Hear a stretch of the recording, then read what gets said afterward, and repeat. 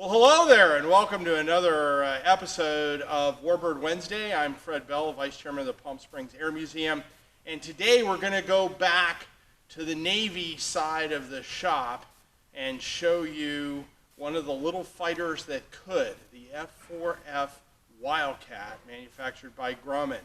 Amazing airplane. It's sitting here behind me. Now, I have gone nautical. I've been thinking about having dreadlocks.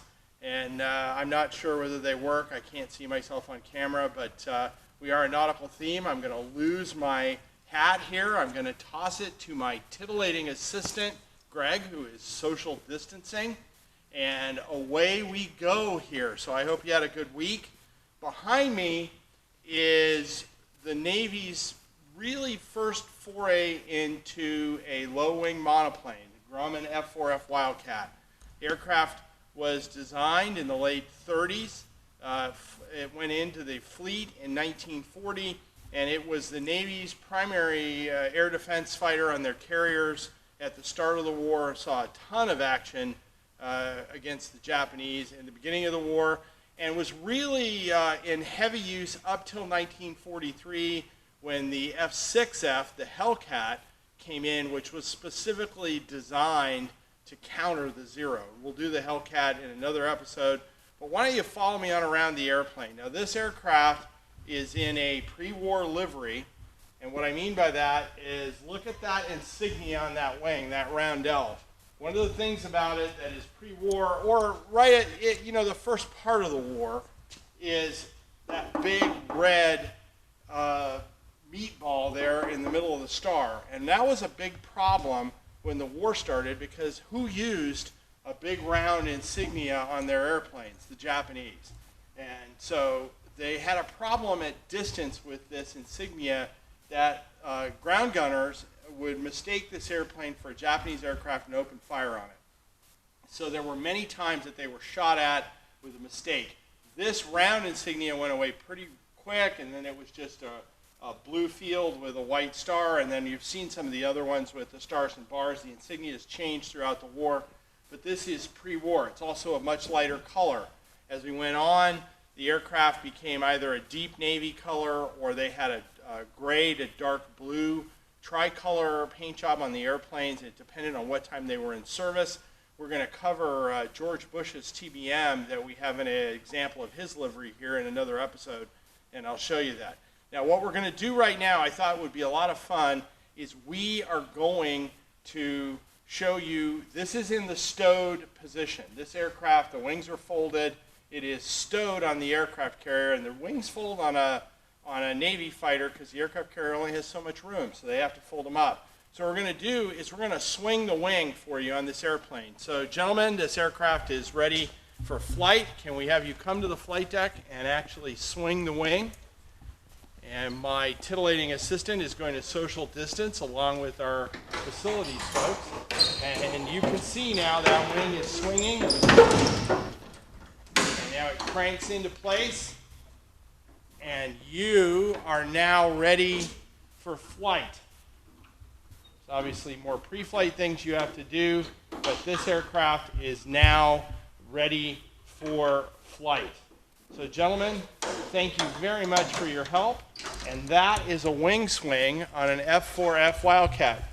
Titillating Greg, why don't you follow me over here? We're going to start with another artifact. We can't have it here, but we should talk about it, which is the carriers that these aircraft launched off of. So let's talk about pre-war carriers. And right here, another really neat thing is we have some very cool models here. This is a model of the Lexington CV2, one of the very early aircraft carriers pre-war. I'm going to tell you a little bit about it, but this is what we went into the war with. The Lexington and the Saratoga were two of the aircraft carriers that went into war. The interesting thing about these carriers were they were designed prior to the war. They're actually designed as battle cruisers. And then what ended up happening was the Washington Treaty in 1922. You have to remember, battle cruisers and battleships were considered the supreme weapons at that time. Aircraft carriers were not widely in use, and most conventional thinking in many navies was that aircraft carriers would be used for scouting. They would scout ahead, and you would find the enemy, you'd fix them, and then you would bring your big battleships to bear, and the battleships would fight it out on the open seas, and whoever didn't get sunk would win. Well, that ended. The Washington Treaty in 1922 put a limit on the size of these ships. Think about it as like the atomic weapons treaties, like the SALT treaties, where they were trying to limit the armaments. And so these aircraft, the keels had already been laid down, but work stopped. They were redesignated as aircraft carriers, and the rest is history. They came in to service in the mid to late 20s, and they were straight deck carriers. You can see this has a straight deck on it. I'm going to talk about the aircraft in a minute, but one of the things I want to do is I want to talk to you about a Fred fun fact here. Now this one is, I'm going to do a salute to a guy who I watch every once in a while called Steve Wallace. He will camp anywhere. And one of the things he has is what he calls a stage 2. And a stage 2 pretty much is he has a beer. Well, it's too early for a beer, but I'm going to give you a fun fact that will win a bar bet for you on this ship. The arresting gear. The aircraft, and I've talked about it before with the Corsair, the airplanes would come in and they would have a tail hook and they would catch an arresting wire which would stop the plane. That would stop the plane on the deck. There were a series of arresting wires here. This also had a catapult on it. Those systems were designed by, here it comes, Carl Norden. Now, who is Carl Norden? Carl Norden designed something, an artifact that was very important in our video last week. He designed the Norden bomb sight. So there is your bar bet winner, and I will have a salute to you. Steve Wallace is Canadian. We get a lot of Canadians here at the museum here in Palm Springs. A lot of them winter here. So if you are a Canadian and you're watching this, cheers to you. And here's my stage 2, which is diet root beer. Oh my goodness, that is an interesting taste. It might have been better to do a beer, but we'll have one more swig. All right, so you now have your Fred fun fact. Now as we move on here, this, again, it's one of the really neat models that we have here and gives you an idea of how these aircraft were employed.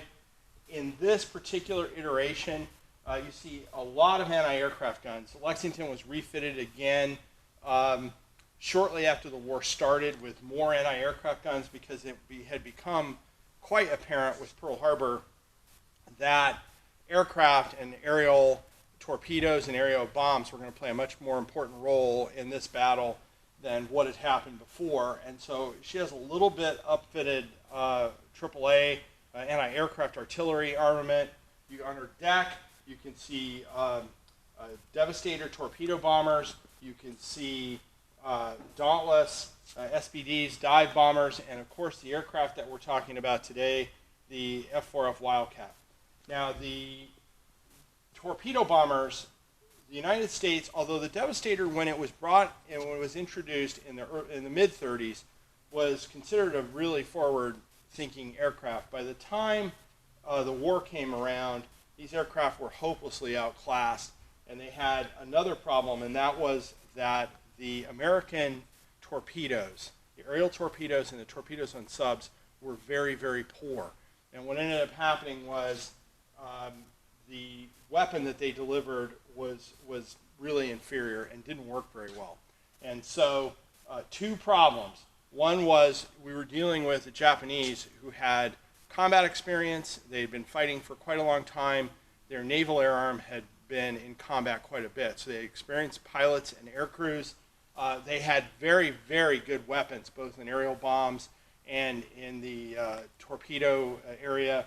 And so we were basically, as I said before, if you were fighting after Pearl Harbor up until about 1943 on the American side, you were expendable.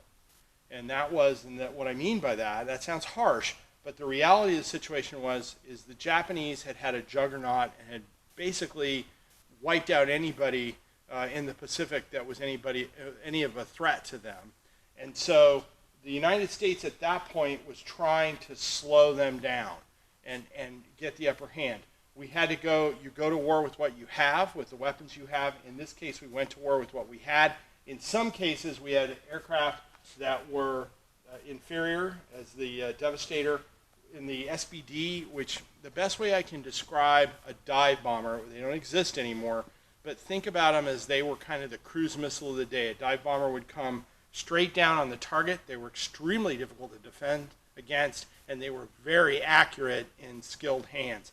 Dive bombers played a critical role in the Battle of Midway. We'll talk about that in another episode, but the SBD was quite capable. And then you had the F4f Wildcat. The interesting thing about the F4f Wildcat is that it was an extremely rugged airplane. The Japanese had a tremendous amount of respect for this aircraft. It could take immense punishment. It had armor, it had self-sealing fuel tanks, it could outdive and outroll a Zero at higher speed. Remember, the Zero was designed to be a bantamweight fighter to get in there and maneuver. We've talked about that. But this aircraft, along with the P-40 and some of the other aircraft that were in the front line at that time, they did have some advantages in a skilled pilot. But it was an even fight at best, and that had to be in what we call air combat maneuvering.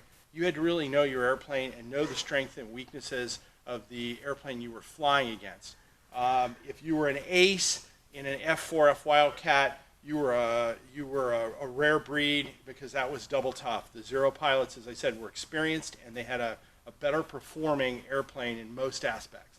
So let's see, titillating Greg, why don't we take a walk back around. One interesting thing before we leave this ship had a turbo-electric propulsion system. The screws were driven by electric motors, driven by boilers that went to a dynamo. I don't have time to get into a dynamo. The top speed of the ship was about 34 miles per hour, but you should go up and look up dynamos. Dynamos today, even electrical power, are quite prevalent in newer iterations. But the propulsion system on this ship at that time was very, very unique.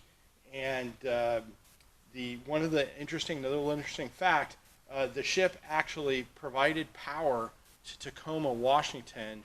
They hooked up to her dynamos, and the ship provided electrical power to Tacoma when they were having some problems with their hydroelectric power at one time. So very unique propulsion system.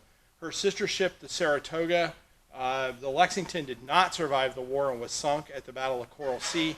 Her sister ship, the Saratoga, went on to serve throughout the war, and was actually, and this is sad because you would think it would be really great to have that ship as a museum ship, but the reality was she was sunk at the Bikini bomb tests after the war. She was used in one of those tests that they were seeing what would happen with ships.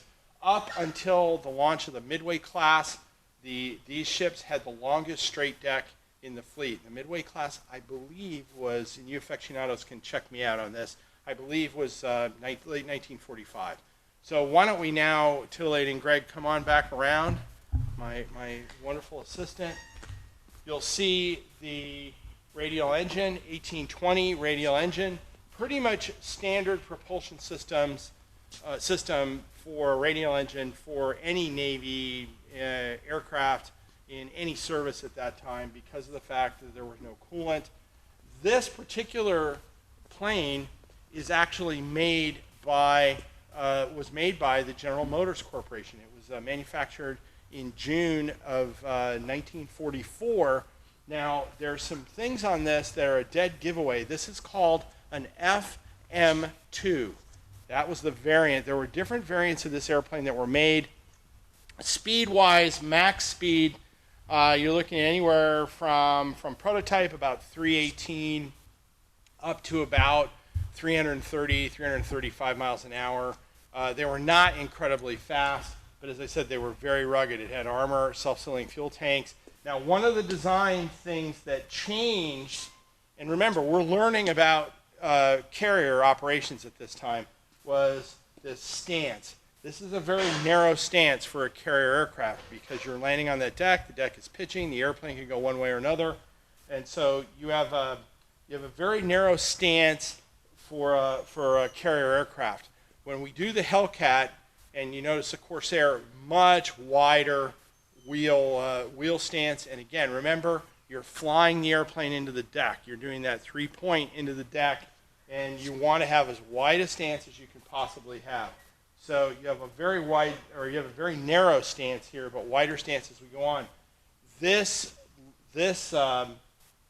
landing gear was also hand cranked. It had a chain drive in it, and the pilot would crank up the landing gear. So this was a very, very early rudimentary airplane. Now I'm going to shift a little bit here, titillating Greg, and we're going to talk about a couple of things on the table. Obviously, we talked about the Zero fighter. You could see it here, and this is a navy color scheme. Now, the other thing we have on this table is this is a F4f Wildcat that is signed by Joe Foss. He was an honorary member on our board here, and this aircraft actually signed by him.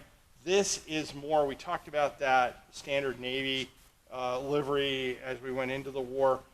He fought in the Solomons at Guadalcanal, which is where the United States and the Japanese duked it out, and really that was the United States. It was all or nothing. They basically knew they had to stop the Japanese at Guadalcanal, and Joe Foss flew out of the airfield there. But this is more a livery of his airplane. Now, there's a dead giveaway that this is a Grumman aircraft as opposed to an FM2, and that is machine gun, machine gun, machine gun. 6 machine guns, 3 on each side. That is a Grumman Wildcat, and the reason that they went to, on this FM2, you can see here they went to 2 machine guns. Well, why did they do that, Fred? Well, they did that because most of the Wildcats that were produced after 1943 went to the smaller escort carriers, or what they called Jeep carriers. That was one thing they called them. And so they weren't frontline fighters anymore, but they were still providing air cover and point defense, so they still needed to be armed. But they went down to this armament configuration so they could get more ammunition on board. So that although it had two fewer machine guns, it actually carried more ammunition than its Navy counterpart. So we have Joe's aircraft here. He had 26 aerial victories. Now, how tough was he flying out of Henderson Field on Guadalcanal? Let me put it this way. He shot down 20 Zeros, 4 bombers, and 2 reconnaissance airplanes, all at a time where we were flying with, as I said, at best equally matched equipment. So the guy was an incredible fighter pilot. He shot down 26 aircraft. He received the Congressional Medal of Honor, and we actually have a beautiful statue of here showing a depiction of him coming out of the airplane with the Congressional Medal of Honor, and that's another thing you should check out. And then we have the painting here done by Stan Stokes, who does a lot of work in our museum, probably one of the greatest living aviation artists in the world right now, depicts Joe getting a kill on a Zero here chasing a Corsair. Now, let's walk around, Greg, and we're going to take a little bit of a look at the canopy here, and then we'll kind of wrap up. So why don't you follow me this way? We're going to walk around. As I've said, on a lot of these aircraft, remember, still got fabric. We talk about that almost every time. See the very bright paint job here, and then you can see Foss's name is on the frame rail of this airplane. He is the pilot. And then look at the canopy, though. I've talked about these canopies before. That is a birdcage canopy. You can see razor back, long back of the airplane. You got all those lattice work there of the canopy. Very, very poor visibility. Later fighters, we move the pilot up. You will actually see that trend happen in jets when jets started to go faster and faster, they were burying the pilot down in the airplane to create a more aerodynamic shape. And it wasn't until Boyd and the fighter mafia and some other thinking about air superiority airplanes with like the F-15, the F-16, the F-18 that you see aircraft that were made to be dogfighters where the pilot is moved up a little bit higher. So very, very interesting pre-war airplane. This is the F4f Wildcat, and I am Fred Bell here at the Palm Springs Air Museum.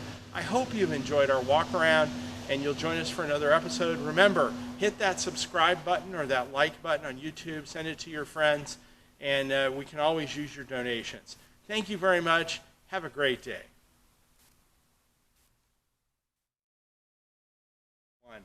Well, hey, if you like this video, remember that you can also get one of the shirts, and we have a cool one here that you can order online today from our store. We have at the museum all of the Cat series of fighters, and this one here has the F4f, the Wildcat, the Hellcat, the Tiger Cat, and the Bearcat. If you want one of these shirts with the Grumman aircraft on it, go ahead and go out to our website, hit that order button, and get one of those shirts.